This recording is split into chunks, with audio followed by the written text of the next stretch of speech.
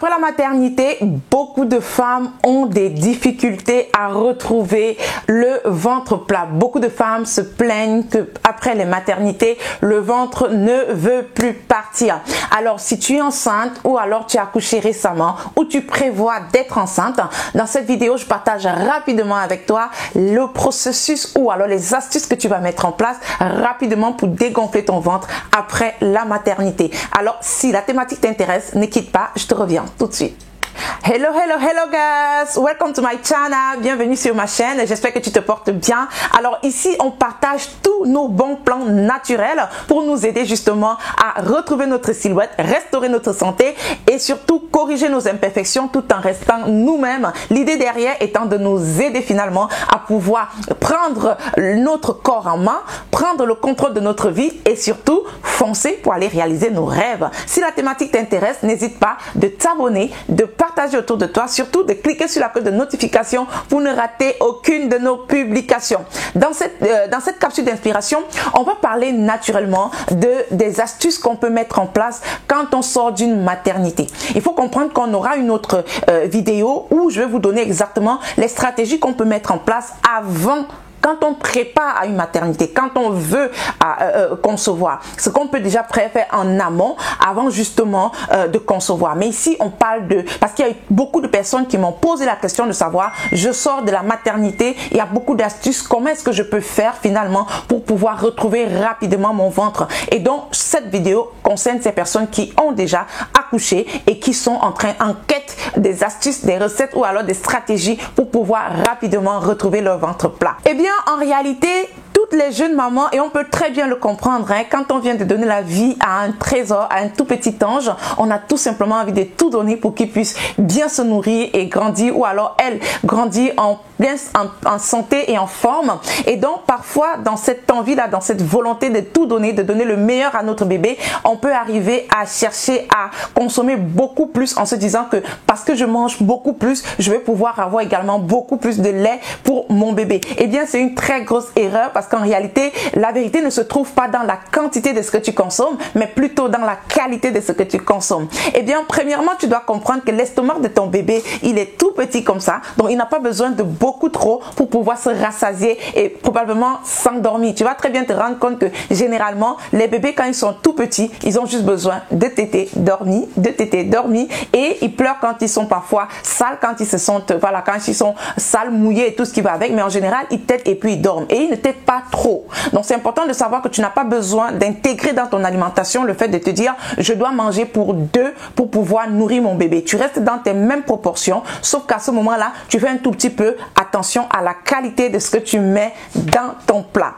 Je sais qu'il y a beaucoup parmi nous, nous ne devons pas beaucoup boire de l'eau, mais réellement, quand on vient de donner la vie, on doit encore boire beaucoup plus qu'il n'en faut parce que 87% de la composition du lait du bébé, c'est seulement de l'eau. Donc, tu dois apprendre à consommer beaucoup d'eau. Au courant de la journée, tu consommes assez d'eau pour apporter beaucoup d'eau également dans le lait de ton bébé. Et ensuite, tu dois comprendre que tu dois consommer beaucoup de bouillon. Les bouillons chauds là, c'est très important. Bouillon de légumes, bouillon de poisson avec beaucoup de légumes à privilégier. Là, on va trouver nos protéines dans le poisson et ensuite, on va avoir beaucoup de légumes avec des fibres parce que vous comprenez, si vous mangez pas assez de fibres, vous pouvez être constipé et c'est très délicat, très dangereux d'être constipé quand on allaite le bébé parce que bien évidemment, on va rendre notre bébé constipé bientôt. Le bébé est encore tout petit, il faut encore aller chercher à lui donner les oranges, à lui donner ceci, à chercher à ce qu'il puisse aller à la selle. Tu vas aller consulter pour qu'on puisse commencer déjà à donner des trucs à ton bébé pour essayer de faire en sorte qu'il puisse aller à la selle alors que tu peux gérer ça toi déjà à ton niveau en consommant une alimentation riche en fibres. N'oublie pas que tu veux faire du bien à ton bébé. Donc, intègre la consommation des légumes dans ton quotidien. Tu vas faire les bouillons de poisson avec une bonne dose de légumes. Mais tu dois faire tu dois prendre au moins 2 bols de bouillon par jour. Et tu prends tes bouillons chauds. surtout chaud, très chaud. D'accord, c'est important de savoir que plus c'est chaud, plus ça va stimuler. Tu vas voir dès que tu vas consommer, plus tu prends les liquides, les bouillons et tout ça, tu vas voir ça stimule aussi la montée laiteuse. Pour les femmes qui ont du mal à avoir le lait, tu vas voir le bébé tirer, mais il n'y a pas de lait qui sort. Il faut que tu comprennes que tu as besoin de consommer ces bouillons-là, boire beaucoup d'eau et surtout tes bouillons doivent être consommés à chaud pour pouvoir stimuler justement la montée laiteuse. Ça va te faire beaucoup de bien à ce niveau-là. Maintenant, tu dois aussi consommer les soupes. Le soir, tu peux privilégier les soupes. Les soupes aussi, ça fait partie des catégories d'aliments qui sont c'est une catégorie très légère et qui est facile à digérer. Donc, dans tes soupes, tu dois toujours intégrer des légumes. C'est très important pour toi et pour le bébé. Et ensuite, il y a une catégorie que tu ne dois pas lâcher. J'ai envie de te dire, tu dois consommer les tisanes. Les tisanes aussi doivent se consommer à chaud. Je te donne un exemple de tisane qui fonctionne toujours simple, facile et qui passe, ça ne dérange pas bébé, ça ne te dérange pas. Au contraire, tu peux prendre ça à volonté. Tu dois faire un mélange de citronnelle, gingembre et citron. D'accord? Tu prends ta citronnelle. Ça, c'est une tisane que tu peux avoir à volonté à la maison. Tu dois avoir en permanence à la maison. C'est très bien pour toi. C'est très bien également. Ça n'a aucun souci avec le bébé. Donc, tu vas prendre ta tisane. Tu prends la citronnelle. Tu prends la citronnelle, tu vas mettre dans une casserole, tu vas rajouter, tu prends un morceau de gingembre, tu râpes, tu rajoutes et ensuite tu fais infuser. Tu fais infuser pendant au moins 15 minutes, ça infuse bien, tu vois, le parfum là, ça va bien sortir et ensuite tu arrêtes le feu. Tu prends ta tasse, tu rajoutes le jus du citron dans ta tasse, tu bois. Prends cette tasse, prends cette tisane comme ta boisson pendant au moins 2 semaines. Après, tu vas changer. Ok?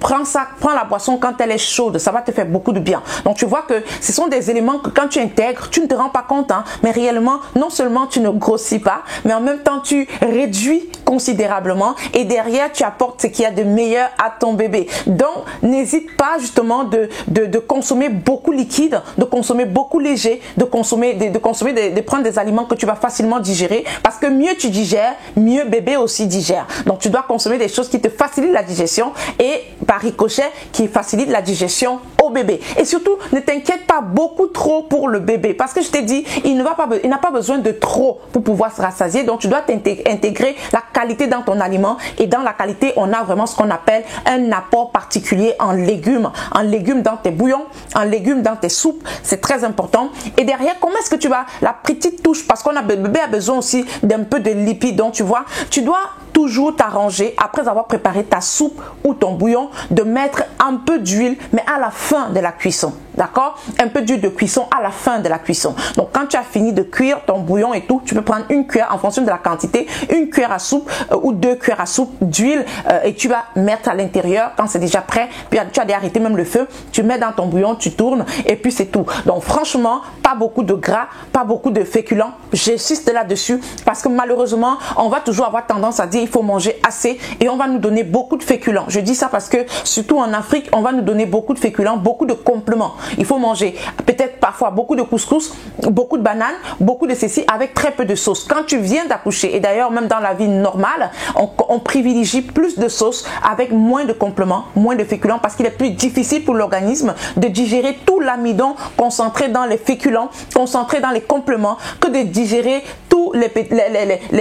d'utiliser tous les fibres et concentrer dans les légumes et tout ça pour faciliter notre digestion. Donc tu dois comprendre que au lieu de manger plus de couscous avec peu de sauce, tu dois en tant que jeune maman consommer beaucoup de sauce avec très peu de couscous. Donc fais tes bouillons si ça t'arrange. Moi personnellement, quand je viens d'accoucher, je vais consommer des bols de bouillon, des bols de soupe. Je ne vais même pas regarder les compléments.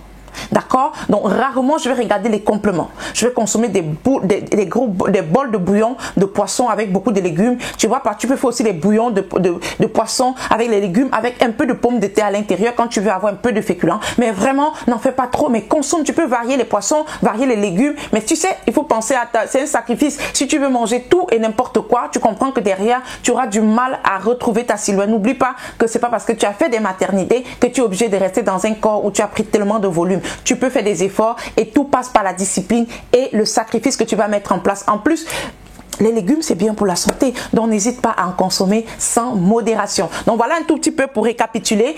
Si tu as justement, tu viens d'accoucher, tu veux retrouver, tu veux éviter de prendre beaucoup de kilos, tu veux prendre soin de bébé normalement et tu veux éviter de grossir, tu veux perdre également en même temps, je vais te demander de consommer beaucoup des aliments légers et surtout liquides, faciles à digérer. Premièrement, tu bois beaucoup d'eau. Deuxièmement, tu consommes beaucoup de bouillon de poisson avec beaucoup de légumes à l'intérieur. Troisièmement, tu dois consommer les soupes le soir, c'est important, avec des légumes. Et ensuite, tu dois intégrer les tisanes dans ton quotidien. Je te donne la recette d'une tisane qui fonctionne très bien.